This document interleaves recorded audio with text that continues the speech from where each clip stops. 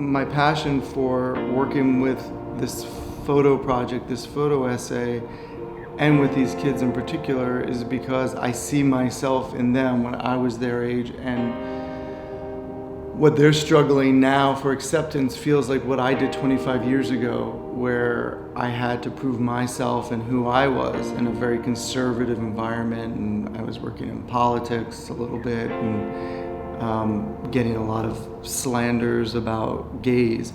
And now I feel like that wouldn't happen now, but it would happen if you were transgender. And it's exactly what these kids are going through every day, and they're in a smaller, more rural town. It makes it that much harder. No one does nothing here. Nobody works, and if they do work, they work 7 days a week, 9 hours at McDonald's, Rite Aid, and the dollar store, and they barely make a minimum wage, if that. There's idiots, but there's decent people too. You see half the guys are either drug addicts, drug dealers, No, or there's they're working freaking... people.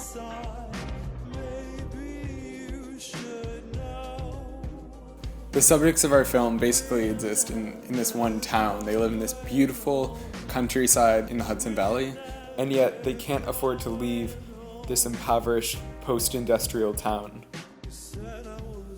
On the way to Ellenville, we would shoot these picturesque landscapes, the mountain that you see at the beginning of the film, and we tried to also include the small, sparse interiors that they live in.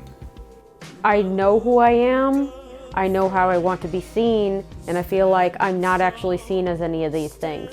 And they have respect for me, so they're switching the pronouns and referring to me as a male, but they don't see me.